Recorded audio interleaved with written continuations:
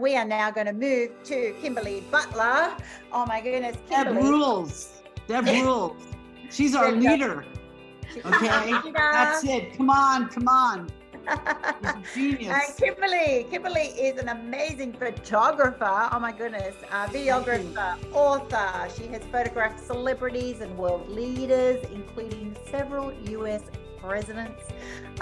She's covered covers of New York Times bestsellers. Oh my goodness, she's worked as a photojournalist, documentary filmmaker.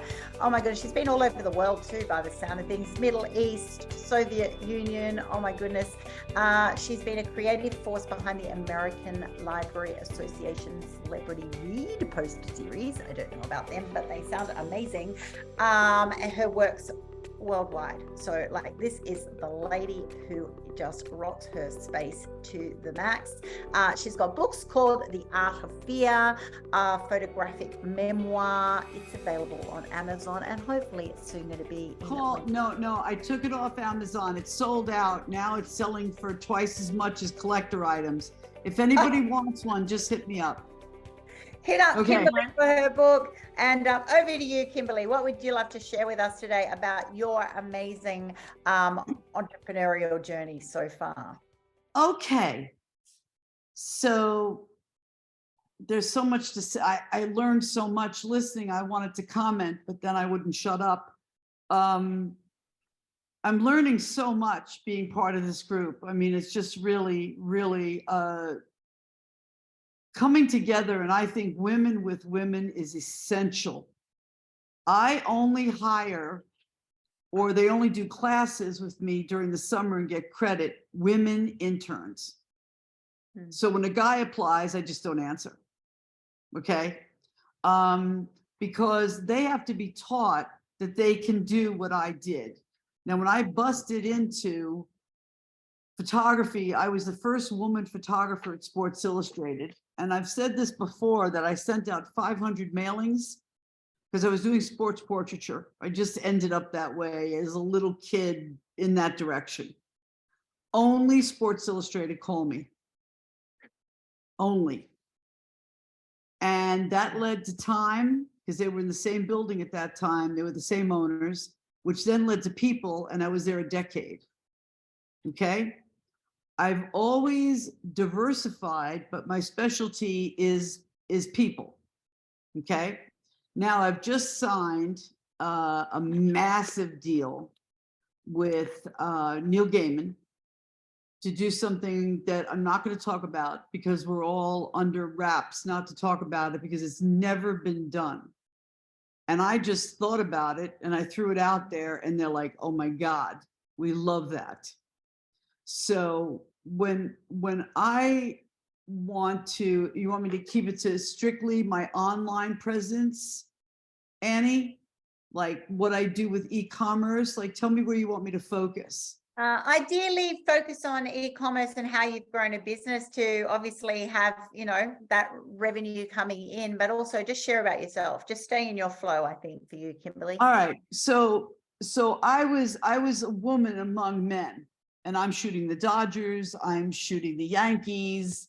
And, you know, I went through a lot of hazing, but I never let it affect me. And I just was so driven because it was the thing that I loved. It was my bliss. It was, you know, I'm photographing. And as a couple of you that are here can attest to, I've been very difficult to nail down because I've been shooting and I'm trying to get my banned books ready for the New York Public Library. If you haven't seen my site, some of them are up there.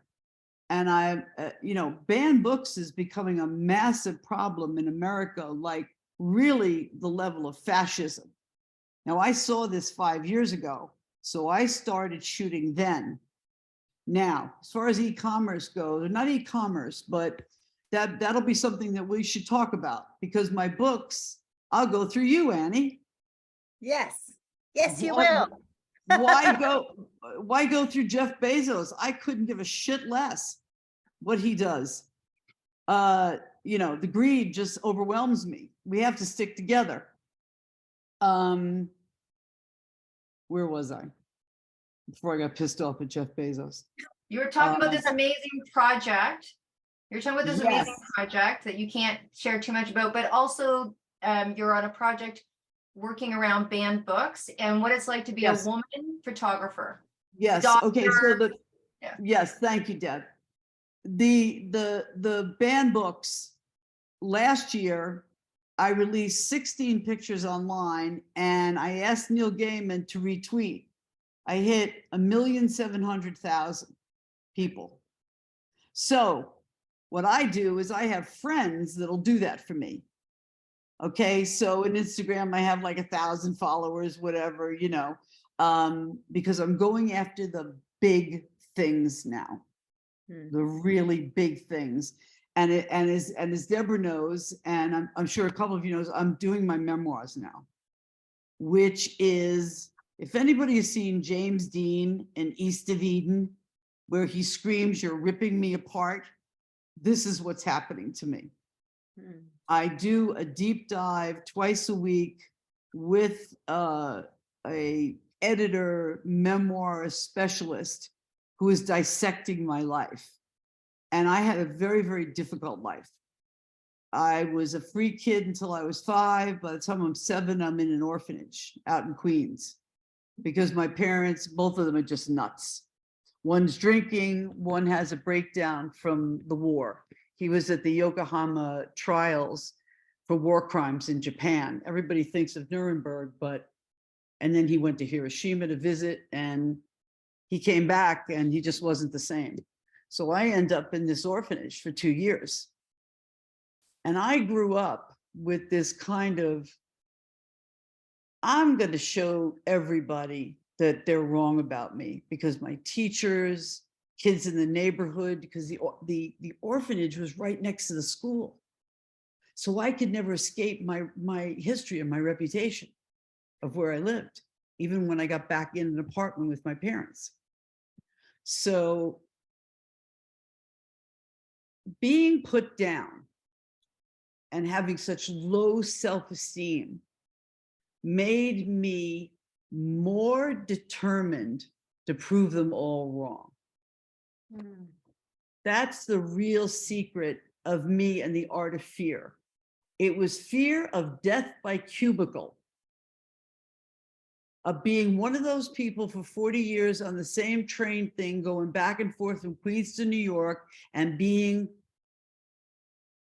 ordinary or normal. No.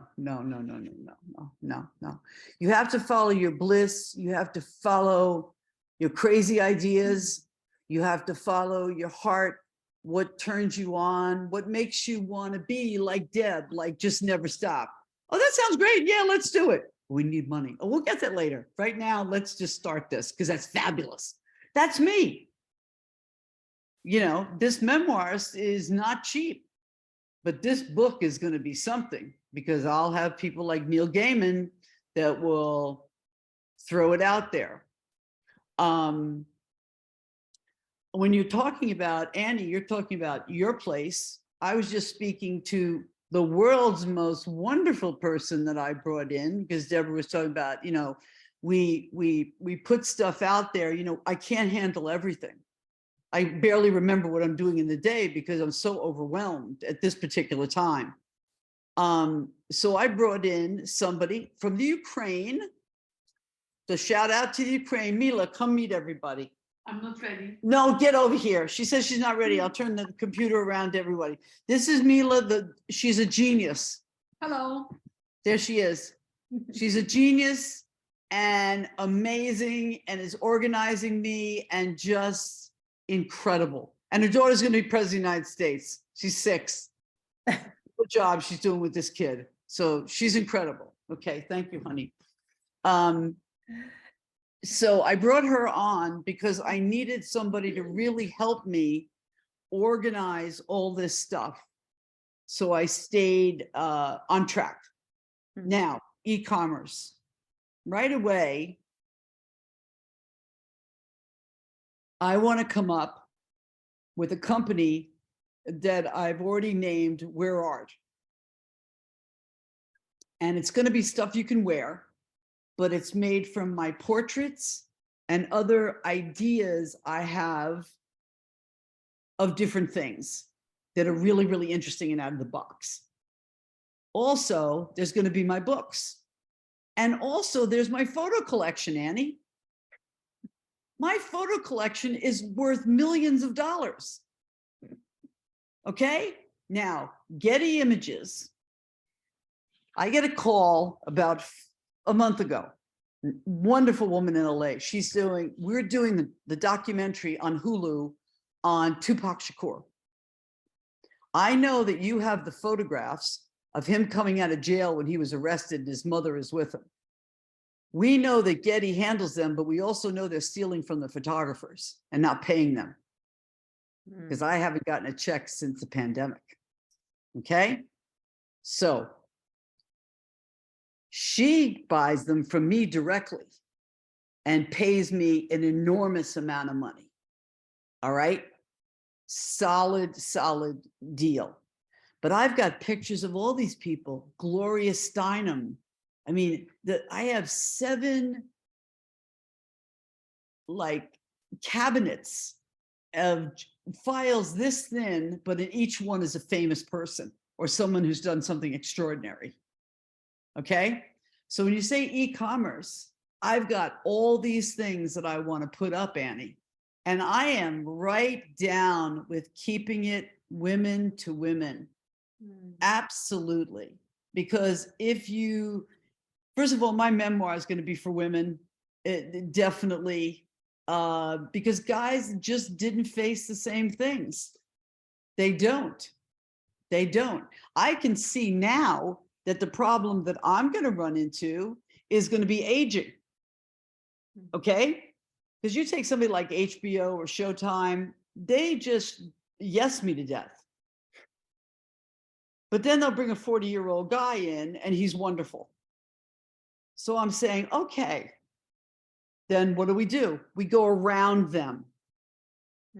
And so now I've decided to put my commercial, thanks to Mila, to put my commercial attention back to the love of my life, and that's humanitarian and nonprofit organizations.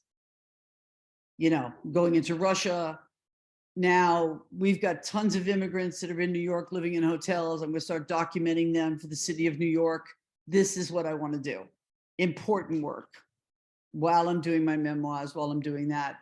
But there's so much that I have that can be sold that I've done. My memoir coming up, my Art of Fear that's done, that I took off Amazon. My stock photography that Getty seems to be stealing from me. I mean, and then my new project where I want to wear art, you know, wearable art. And it's, you know, it's what I did. I went to somebody I don't know what they call them. She's 26. So what is she? A ZZ or ZZ Top or? No, she's not a millennial. No. My kid is a millennial. Oh, Christ. No. Whatever they are. So I said to her, she says, they love, what'd you say? Who said that? So is Annie. Yeah, I think she's a Gen Z or a Gen I. Internet generation. Oh, she's a Jedi, like in Star Wars. Yeah, very Star Wars. But she told me her generation loves to wear the art. Yes. Generation love to wear art. I said, This is the way to go. This is the way to go, to put up different things. And with my banned books or my Alice in Opioid Land, I don't know, you all should go and look at Alice in Opioid Land. Okay? My interpretation of Alice in Wonderland, where I like stick it to the Sacklers. Okay? I have like the Cheshire Cat and Alice giving him the finger. You know, it's stuff that on the side of a tote or the back of a sweatshirt is just awesome. So it's limitless. It's limitless, Annie, in terms of what you're talking about and your store. You Now, know, Kimberly, we're going to have some good chats after this. We're going to get you in the store and I'm going to help you get it all. Like, let's just find out what you've got and how we can max that. Because that brings to that other side as an artist, you know, as a woman in business, one, you're freaking amazing. For someone who didn't want to be ordinary, you're so extraordinary. thank So you. well Thank you so done, much. you. Oh my Thank goodness. you. I absolutely love that and own it. And yes, is it hard? Yes, friggin' hard. Have you had to work harder than everybody else your entire life? Yes. But to Yes. unpack that now and to be able to have that memoir come out, I mean, that's inspirational. You know, that is just so incredibly valuable for other people to learn off. And well done you, just following your passion. One of the challenges though, from an e-commerce perspective, is that when you're an artist and you're just, you know, you're busy just being Kimberly Butler and finding out who that is, can be the other mechanics of business, of actually, you know, finding out, you know, all these other assets that other people would be going, hey, you could sell that, you could make that happen. You know, you're at risk of sometimes not appreciating the volume that you actually have just sitting there that you could have had because you're so busy doing your craft. Have you found that? Has that been a big challenge to you? Because I know it is for a lot of artists. Well, now because of Mila and Karen, who's the 26-year-old that I'm going to go into the art business with, I'm partnering up with Neil Gaiman on this new book. And the memoirist is also partnering up on the new book. And we're going to use AI in a very, very interesting way that's never been done. So I'm learning that the most important thing is that I have to go out and ask for help to people that know what they're doing, that are smarter than me. I want to hang out only with people that are smarter than me and know how to do this, so that I'm not just constantly making lists and getting nothing done. Hold on, Mila is raising her hand. Oh, she gave me two thumbs up. 2 thumbs up for Mila. So it having her here has already made a difference with that, Annie. Yeah. You know, prioritizing,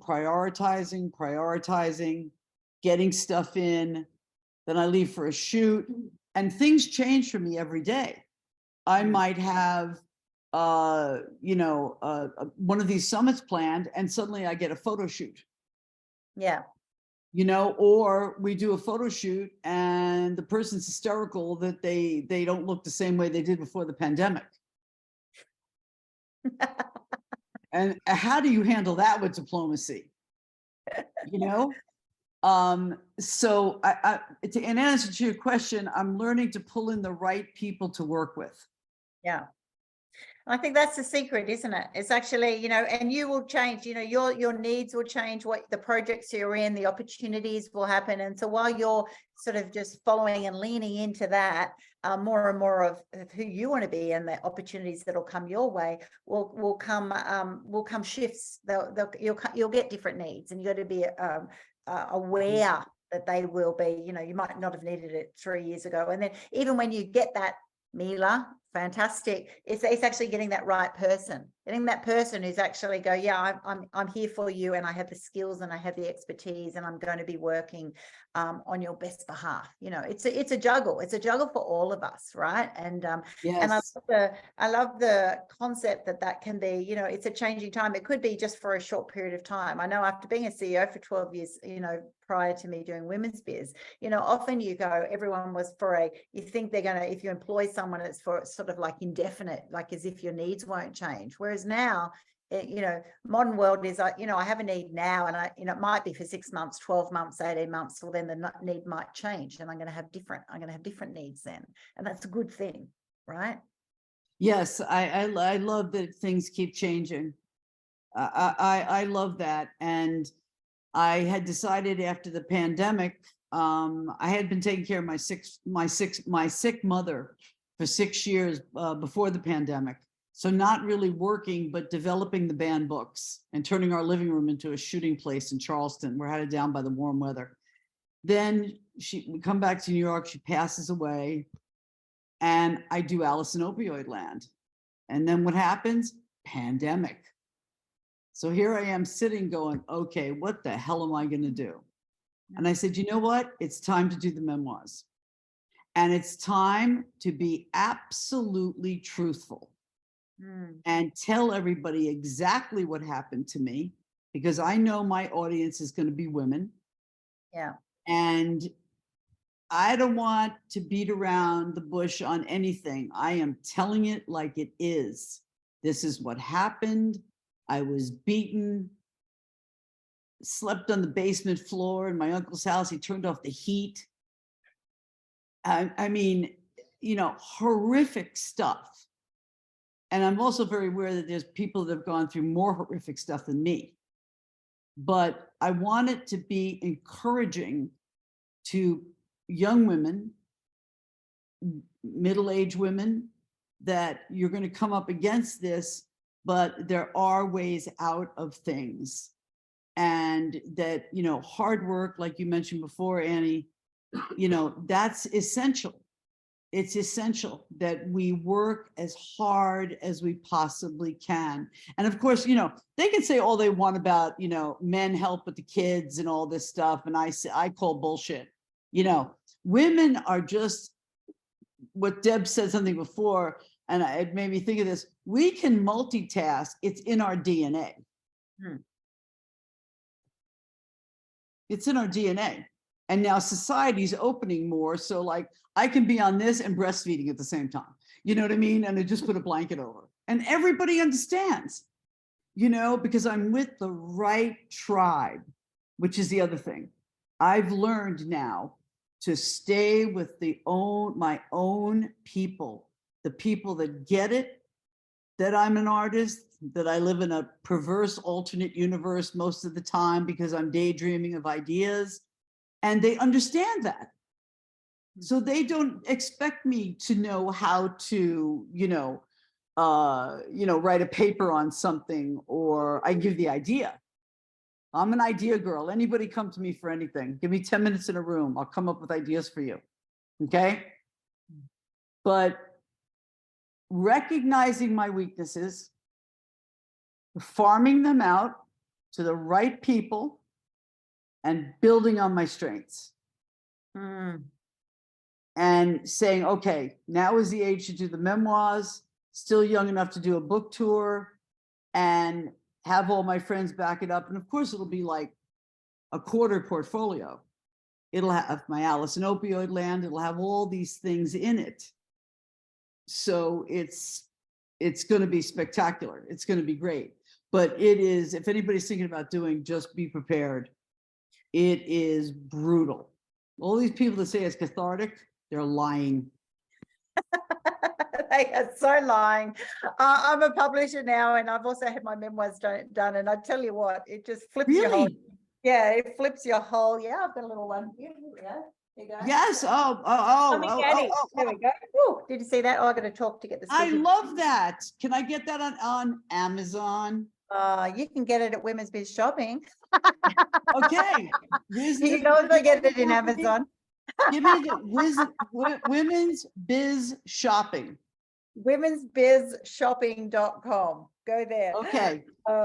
Anyway, my fantastic new leader has it down. I'm sending. I still have it down. Don't you worry. I'll make sure that happens. But no, getting your memoir done, I tell you what, it just makes you that's right. If you don't know yourself, if you haven't paused in life, it is a brutal, amazing experience. But it just takes you out onto this other plane when you finish with it, because you've just done it. You don't have anything. There's nothing hidden. There's nothing swept under. You are as you are as a result of so many interesting, brutal, amazing factors. And it just is. You just arrive and go, well, that's just the way it is. And it's incredibly liberating. So I am excited that you're going to have that next stage. I'd love to finish before we move to our next speaker, Kimberly, of asking you something that is really fascinating for me. For someone like you who have had to spend a lot of your life being seen as good enough, being not just, feeling less than ordinary and having to become extraordinary. With that comes a wildfire, a wild drive, a passionate heart of, I'm going to be someone. I've got to be born on this planet for a reason. I've got, I'm a heart warrior. I'm going to find my craft. I'm going to do it, and I'm going to be it. You must have reached a stage somewhere in your life that you had that moment of, as Deb was sharing before, of pride, of when, oh my gosh, I've actually made it. I'm enough. I'm more than enough. How did that then change, the way you show up, the way, because you can then be fully present. You're not doing it for anyone else. You're not doing it to prove a point. You're not doing it for extra recognition. You're just being Kimberly Butler. Are you comfortable? I'm assuming that moment's happened for you. Did it actually change the way you show up every day, and was it super, super powerful? Was it a revelation to you? Okay. All right. I'm going to, a quick story on that is I was up when Time and People and SI were all in the same building. We'd all go up to the lab to check our pictures. So I go up to the desk, and to my left is Gordon Parks, and to my right is Alfred Eisenstadt. Now, if you don't know Eisenstadt, he photographed Goebbels and all these guys and then got the hell out of there because he was a Jew. Okay. Amazing guy. And Gordon Parks, African-American trailblazer, directed Shaft. His photography is astonishing. And I'm kind of like trying to be cool, and I'm like, oh my God. Oh my God. Because I think I had such low self-esteem from being a child, and my teachers, my parents, everybody, you're a loser, you're going to be nothing, blah, blah, blah. You're going to end up getting knocked up, and that's the end of you. That was a nice one from my brother. I've eliminated him from my life, by the way. I eliminated all the toxic people. Bye. Okay. So that was the first thing. Of course, it was the day I realized the path to get on. And then the day I was standing there. But an interesting thing about me is that the more success I got, the more of my real self I became, and I dropped all my masks. I dropped everything, and that's what the art of fear is about, that I only had to be me. And that was the secret to why I was successful as a photographer, because I walk into a room and I don't care who you are. If you're the president, or you're the lady cleaning the office, or you're somebody that's going to get me coffee, I treat everybody the same. And that's with massive respect. And I make you feel comfortable immediately. So let's say I get a real big superstar for 15 minutes.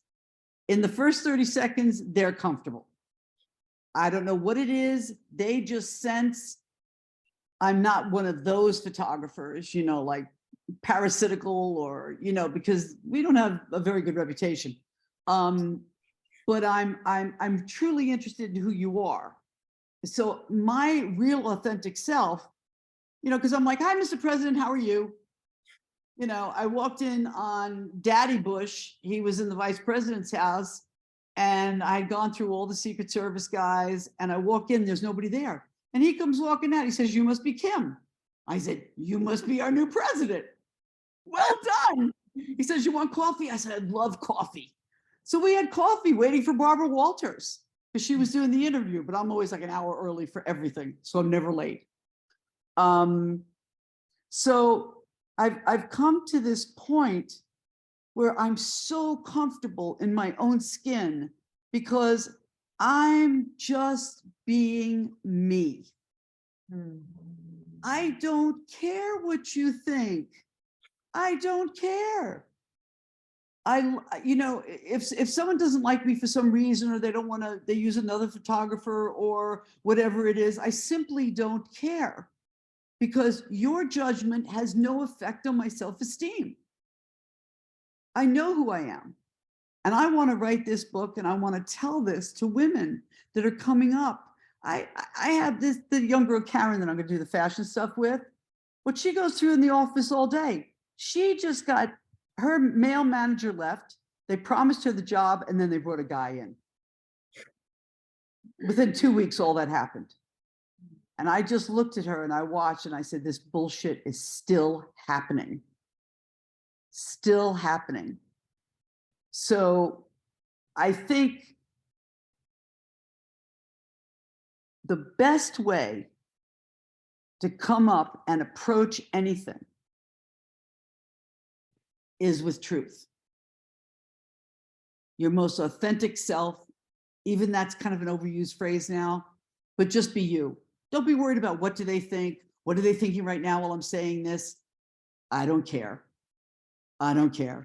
I'll be with somebody super famous and be acting really silly and doing silly things. You know, I just don't care. And they seem to respond to that. Oh, they would love that. Oh my God, Mhm. living in a fake world where everyone's got to pretend to be something and tiptoeing around. I tell you what, someone who can just go, let's just have coffee and goof around and not be on show 24/7. Oh my goodness, you're actually giving them permission to just be, Kimberly. Yes. Priceless. That's a Priceless. nice way of looking at it. I'm going to put that in my memoirs. I'm going to say I give them permission to be themselves, because fame is a horrible thing. Fame is horrible. It's horrible. I have really close friends, and all of a sudden there's this huge fame coming, and I'm saying, be careful, be careful. All these people just want to be with you because you're famous. They do not want to marry you or have sex with you or hang out with you because you're such a wonderful person. Be very, very careful how you negotiate fame. And so when somebody meets me, that's true. I don't care that you're president. You better be a good president or I will care. But I care that you're a good person and we're going to get along and we're going to do that dance together. And I'm going to get the best possible picture of you being your most authentic self. Brilliant. Absolutely brilliant. I hope that answered everything. Oh my goodness, Kimberly, you have been a stellar guest speaker today. Thank you so much. Thanks, everybody. Much clapping in the house. Everyone, you will all have contact details on how to check out Kimberly, and you'll be soon checking out all of her art and her books and her absolutely everything in womensbizshopping.com. Yes, I'm putting everything up on her site. She's on the other side. She's that way on my screen. So I'm putting everything up on her site. It's going to be my new site for everything to be, pushed out. That'd be brilliant. So, and I just want to honor you too, of just being a trailblazer. You know, I have just such honor and respect and just love for women who've just shown up day after day, year after year against the odds and have pioneered their space, pioneered their journey. And I tell you what, that's why you're the best of the best, because you have learnt those lessons. And I think the fact that you can just go, you know what, whatever you get today is just who I am, and then you can then have that freedom to just relax into that space and bring out the very best of it. And I think we can all learn so much from that. So thank you, Kimberly. Thank you so much for having me.